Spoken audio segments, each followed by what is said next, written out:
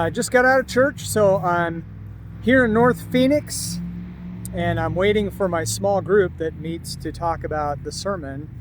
And today's sermon was a really good one. As you can imagine, they're all good, right? Anyway, let's start with the Note 10, which I am vlogging on right now. I love this phone. There's so much to love about this phone. The screen is super bright. It's beautiful. It's you've heard about the Samsung panels. I don't have to tell you. It's great. What I love about vlogging on it, a couple things. First of all, this stabilization is rock solid.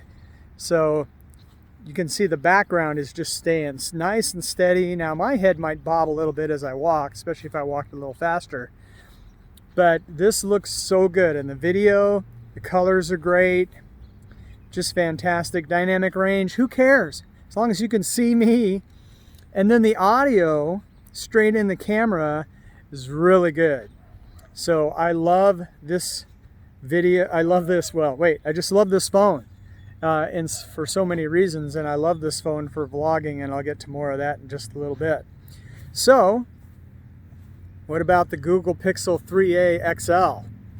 Can this $347 phone replace my $950 Note? All right, time for the Pixel 3a XL. Let's see what you got. This is not bad. The Samsung, I think, definitely better on the colors. I think a little better on the stabilization. But it's not terrible. I think the video is pretty good. Remember, this phone's $350. The thing that this really needs help with is audio. The audio straight on the camera, as you can hear, is not that great. It's, I guess, maybe usable, but if I did videos with this phone like this all the time, you'd probably get annoyed or click away, or maybe you already did. There are a few other things this phone can do, and the Google Pixel 3a XL can do some snazzy stuff too, but let's just for fun do a random hyperlapse.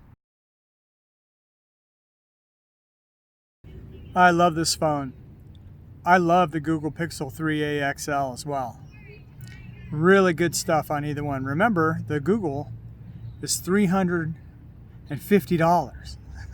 This phone's for $950. I've been trying to sell it for $750, but no one's shown any interest. Now, there's some kind of cool modes that you can do in video on this phone that you can't do really on almost any other phone. So let's check those out. So this is live focus video. You know, Samsung, really good effort here. I don't think it's there yet. And even if it was, I don't know that I would use it. But it's available if it's something you'd like to play around with. You ever watch The Walking Dead? That's what this reminds me of. If you want to record yourself in a post-apocalyptic world, then this glitch effect is something that I'll never use probably ever again. I don't know. It might appeal to you. It's kind of cool, but I'll probably only use it in videos like this to demonstrate that it's here. This is the one I like. Color point video. This I will use. Really cool black and white background. In theory, I'm in color, although I'm wearing a black and white shirt. That was not a good advanced planning for this video. But I really like this color point video. This is something that I would use. The Pixel 3 XL, $347 on the Google Fi network, which I'll be doing a separate video on the Google Fi network. I'm saving, I don't know, $20 to $40 a month on Google Project Fi or Project Google Fi. Anyway, it's Google Fi now. And I put a link in the description down below. So if you want to check it out, you can find out more. But my savings of $20 to $40 a month is pretty much paying for the Google 3a XL. So it's like a free phone switching from T-Mobile, which I love T-Mobile, but the Google Fi network is, again, I'm saving a bunch of money. So check it out in the link in the description. If you choose to go with it, we'll each get 20 bucks.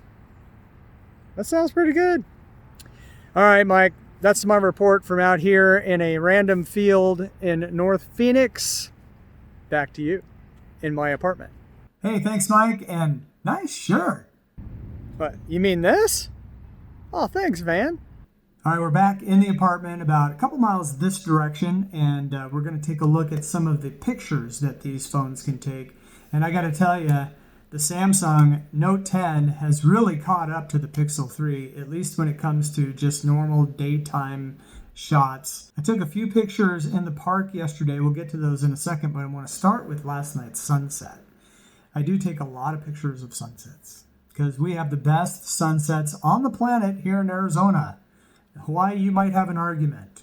Maybe Florida at times, but with the mountains here and the saguaro cactus, the sunsets here are amazing. And last night was a really good one. And so I wanted to show you the difference in how the Note 10 and the Pixel choose their sunset colors differently. Now, both of these shots are pretty good, but if you look at the Samsung, wow, really neat. And what the Note 10 does is really enhance the sunset shots. And so you get, it's almost like cheating. You get kind of a little extra redness in these sunset pictures from the Samsung. Not necessarily reflecting what really happened, but the shots look great. And then when you look at the Pixel, another great shot, and this is closer to how it really looked. So they both did a great job with the sunset, but I always like the way Samsung handles sunsets because, like I said, it's like you don't have to do post-processing. It's like cheating. Then a couple daytime pictures in the park, and honestly, you can really not tell these pictures apart. I think the Samsung maybe has a little more colors in this tree shot, but other than that, pretty much the same. Now, when you look at the selfie shots on the Pixel, I think it sharpens your face better, which I think most people will like. I think, unfortunately, I have this face, and so the smoothing doesn't hurt. I don't mind the smoothing so much. So there's that. Of course, it's all a really personal preference. I don't have a lot of photos to show. In fact, I don't have any photos to show of low light performance on these two cameras, but I will tell you that night sight on the Pixel is really good. And I haven't really tried nighttime photos on the Samsung. I've seen other reviewers really trash it, and from the examples they gave, the Samsung does struggle with darker photos, I think, and compared to the Pixel. So there's that.